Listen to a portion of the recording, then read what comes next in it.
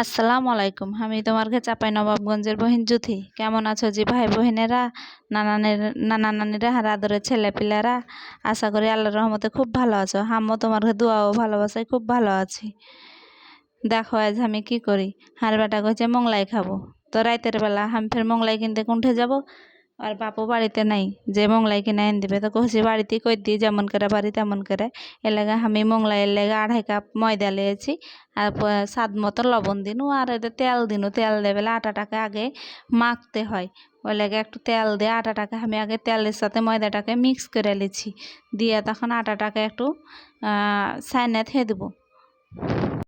কম খাটনি জি, 60 টাকা দিয়ে বাহির থেকে কিনা খাওয়াই ভালো।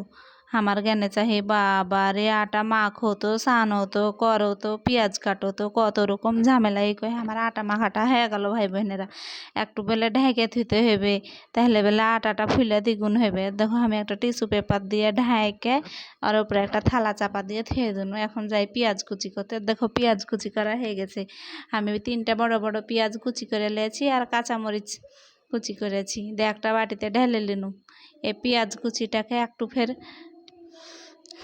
লবণ দিয়ে হাত দিয়ে মাখতে হবে ভালো করে, যাতে পেঁয়াজটা নরম হয়ে যায়।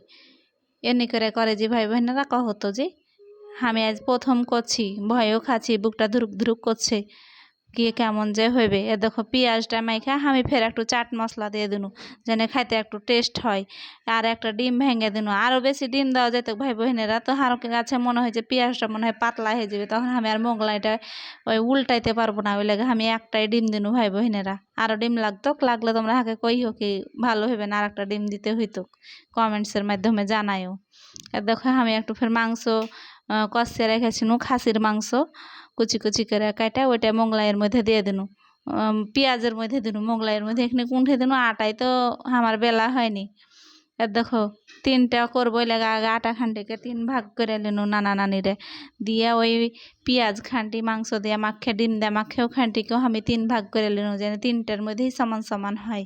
এভাবে করে যে ভাই বোনেরা দেখো তো। দিয়ে তখন একটা বড় করে রুটি করেছি, রুটির মাঝখানে দিয়ে দিনু।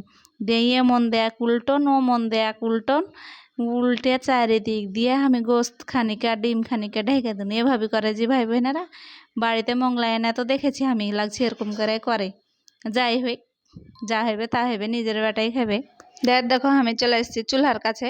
দিয়ে তখন গ্যাসটা জ্বালিয়ে দিনু। তাওয়াটা আগে থেকে দেওয়া ছিল, একটা বেটার লাগে খানিক আগে ডিম ভেজেছিল, আতি ফের একটু ডিমের কুচি পড়ে আছে, উঠে ফেলে দিনু। তেলও দেওয়া আছে কড়াইতে। একবারে হালকা করে জাল দিতে হবে বেলে ভাই বোনেরা, বেলে খুব ধীরে ধীরে ভাজতে হবে, আদর করে করে ভাজতে হবে অল্প আছে। দেখো দেখো একবারে লো আছে হামো দিয়ে দিনু। দিয়ে একটা বেলা হয়েছিল, বেলে দিলে ফের আবার পেট ফেটে যাবে।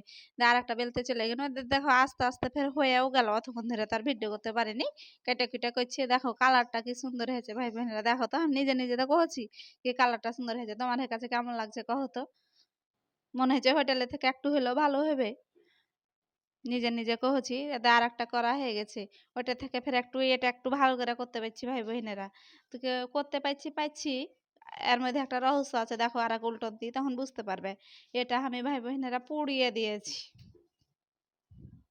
দেখো তো এত কষ্ট করে করছি, মনের মধ্যে কেমন হয়। 3টা করছিনু, তার মধ্যে একটা পুড়ে গেছে, জায়গা 2টা তো ভালো হয়ে আছে।